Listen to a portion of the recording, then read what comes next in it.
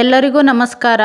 ನೀವು ನೋಡ್ತಾ ಇದ್ದೀರಾ ಹರ್ಷಹಳ್ಳಿ ಲೈಫ್ ಕನ್ನಡ ಯೂಟ್ಯೂಬ್ ಚಾನಲ್. ನಾವಿವತ್ತು ಬೆಳಿಗ್ಗೆನೆ ಮೇವು ಕುಯ್ಯೋಣ ಅಂತ ಬಂದ್ವಿ. ಮೇವು ಅಂದರೆ ಇದು ಮುಸ್ಕಿನ ಜೋಳ ಅಂತ ಅಂತೀವಲ್ಲ, ಅದು ಜೋಳ ಹಾಕಿದ್ವಿ ನಾವು. ಇದನ್ನು ಸೈಲೇಜ್ ಮೇವು ಮಾಡ್ಕೊಳ್ಳೋಕ್ಕೋಸ್ಕರನೇ ಹಾಕಿದ್ವಿ. ಅದಕ್ಕೆ ಸೈಲೇಜ್ ಮೇವು ಮಾಡಿಸ್ಕೊಳ್ಳೋಕ್ಕೆ ಅಂತ ಒಡಿಸ್ಕೊಳ್ಳೋಕ್ಕೆ ನಾವು ಇವತ್ತು ಮೇವು ಕುಯ್ಯೋಣ ಅಂತ ಅಂದ್ಬಿಟ್ಟು ಹೊಲ್ದ ಹತ್ರ ಬಂದ್ವಿ. ಅವರೇ ಕುಯ್ದುಬಿಟ್ಟು ಅವರೇ ಹೊಡೆದು ಕೊಡ್ತಾರೆ. ಅಂದರೆ ಸೈಲೇಜ್ ಮೇವು ಹೊಡೆಯೋ ಮಿಷಿನ್ ಇರುತ್ತಲ್ವ, ಟ್ಯಾಕ್ಟ್ರಿ, ಅವರೇ ಕುಯ್ದುಬಿಟ್ಟು ಅವರೇ ಹೊಡೆದು ಕೊಡ್ತಾರೆ. ನಾವು ಕುಯ್ದು ಕೊಟ್ಟರೆ ಅಥವಾ ನಾವೇ ಕುಯ್ದುಬಿಟ್ಟು ನಾವೇ ಮಿಷಿನಿಗೆ ಕೊಟ್ಟರೆ ಕಮ್ಮಿ ಆಗುತ್ತೆ. ನಾವು ಒಂದು 3-4 ಜನ ಸೇರ್ಕೊಂಡು ಕುಯ್ದ್ವಿ. ಇದು ಸ್ವಲ್ಪ ಇತ್ತು, ನಮ್ಮ ಹೊಲದ ಪಕ್ಕನ ಹೊಡಿತಾ ಇದ್ರು ಮಿಷಿನ್ನಿಂದ. ಅದಕ್ಕೆ ನಾವು ಇವತ್ತು ಹೊಡೆಸ್ಕೊಳ್ಳೋಣ ಅಂದ್ಬಿಟ್ಟು ಸ್ವಲ್ಪ ಇದ್ದಿದ್ದರಿಂದ ನಾವೇ ಕುಯ್ದ್ವಿ. ಮೇವನ್ನ ಕುಯ್ಯೋದು ಮಾತ್ರ ನಾವು ಕುಯ್ದ್ವಿ, ಇನ್ನು ಮಿಕ್ಕಿದ್ದು ಅವರೇ ಮಿಷಿನಿಗೆ ಕೊಟ್ಬಿಟ್ಟು ಹೊಡೆದು ಕೊಟ್ಟರು. ಅದರಿಂದ ನಮಗೆ ಸ್ವಲ್ಪ ದುಡ್ಡು ಕಮ್ಮಿ ಆಯಿತು ಅಷ್ಟೇ. ಈ ಸೈಲೇಜ್ ಮೇವ ಕುಯ್ದು ಒಡೆಯರಿಗೆ ದುಡ್ಡು ಇಷ್ಟೇ ಅಂತ ಹೇಳಕ್ಕೆ ಬರಲ್ಲ, ಏಕೆಂದರೆ ಅದು ಸೀಸನ್ ಥರ.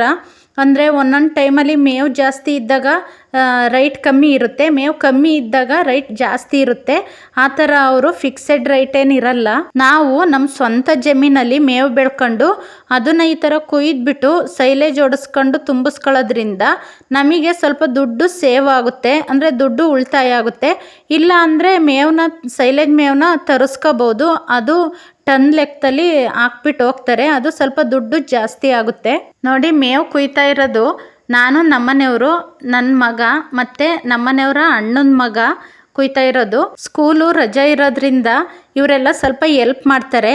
ಇನ್ನೇನು ಸ್ಕೂಲು ರಜೆ ಮುಗಿದ್ಬಿಟ್ಟು ಸ್ಕೂಲ್ ಸ್ಟಾರ್ಟ್ ಆಗೋ ಟೈಮ್ ಬಂತು. ಇನ್ಮೇಲೆ ಸ್ಕೂಲ್ಗೆ ಹೋದರೆ ಇನ್ನು ನಮ್ಮ ಕೆಲಸ ನಾವೇ ಮಾಡ್ಕೋಬೇಕು.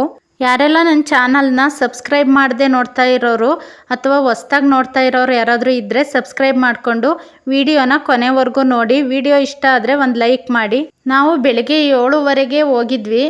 ನೋಡಿ, ಅಂತೂ ತಿಂಡಿ ಟೈಮ್ ಅಷ್ಟೊತ್ತಿಗೆ, ಅಂದರೆ ಒಂದು 10 ಗಂಟೆ 10:30 ಅಷ್ಟೊತ್ತಿಗೆ ನಾವು ಕುಯ್ದು ಮುಗಿಸಿದ್ವಿ. ಈ ಸೈಲೇಜ್ ಮೇವು ಮಾಡೋದ್ರಿಂದ ಎಷ್ಟೆಲ್ಲ ಅನುಕೂಲ ಅಂದರೆ, ಫಸ್ಟೆಲ್ಲವ ಸೈಲೇಜ್ ಮೇವು ಇರಲಿಲ್ವಲ್ಲ, ಅವಾಗ ಇದೇ ಥರ ಸೆಬ್ಬೆ ಇಲ್ಲಿಂದ ಕುಯ್ದುಬಿಟ್ಟು ಮಳೆ ಇರಲಿ ಬಿಸಿಲಿರಲಿ ಅಥವಾ ಹೊಲ್ದ ಹತ್ರ ಬೇರೆ ಏನೇ ಕೆಲಸ ಇದ್ರೂ ಹೊಲ್ದ ಹತ್ರದಿಂದ ಮೇವು ಕುಯ್ಕೊಂಡು ಮನೆಗೆ ತಗೊಂಡೋಗಿ ಕಡ್ದ್ಬಿಟ್ಟು ಹಾಕ್ಬೇಕಿತ್ತು.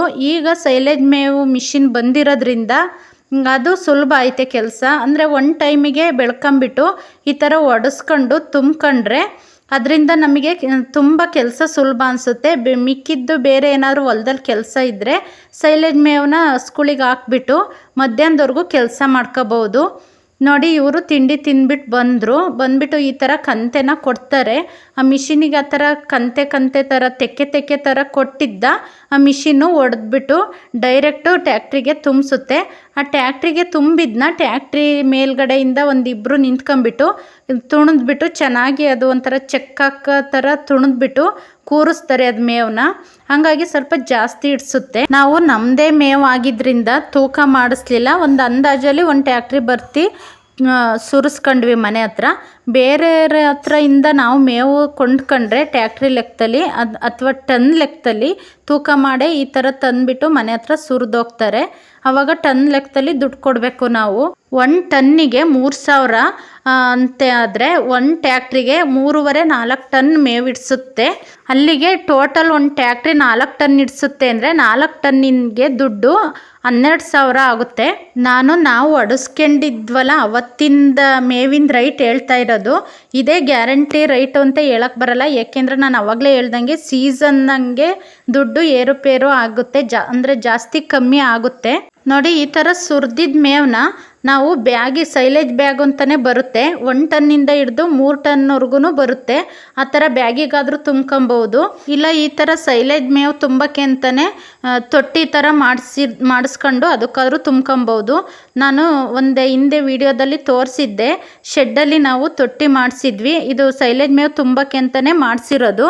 ಅದಕ್ಕೆ ಅದ್ರ ಮೇಲೆ ಕವರ್ ಹಾಕ್ಬಿಟ್ಟು ಅದರೊಳಗಡೆ ಕವರ್ ಹಾಕ್ಬಿಟ್ಟು ಆ ಕವರ್ ಒಳಗಡೆ ಮೇವನ್ನ ಈ ಥರ ತಗೊಂಡೋಗ್ಬಿಟ್ಟು ಸುರಿತೀವಿ. ನಾವು ಸ್ವಲ್ಪ ಎಮರ್ಜೆನ್ಸಿ ಇತ್ತು ಅಂದ್ಬಿಟ್ಟು ಇದಕ್ಕೆ ಏನೂ ಹಾಕಿಲ್ಲ, ಬರೀ ಮೇವು ಮಾತ್ರ ಒಡಿಸ್ಕೊಂಡು ತುಂಬ್ಕೊಂತಿದ್ದೀವಿ. ಈ ಥರ ಒಡಿಸ್ಕೊಂಡಿರೋ ಸೈಲೇಜ್ ಮೇವಿಗೆ ಬೆಲ್ಲ, ಸುಣ್ಣ ಮತ್ತು ಉಪ್ಪು ಸೇರಿಸ್ಬಿಟ್ಟು ಅದನ್ನೆಲ್ಲ ಕರಗಿಸಿ ಮಿಕ್ಸ್ ಮಾಡಿಬಿಟ್ಟು ಅಂದರೆ ಸ್ಪ್ರೇ ಥರ ಈ ಮೇವಿಗೆಲ್ಲ ಫುಲ್ ಮಿಕ್ಸ್ ಮಾಡಿಬಿಟ್ಟು ಈ ಥರ ತುಂಬ್ಕೊಂಡ್ರೆ ಚೆನ್ನಾಗಿರುತ್ತೆ. ಚೆನ್ನಾಗೂ ಮೇವು ತಿಂತವೆ ಹಸುಗಳು.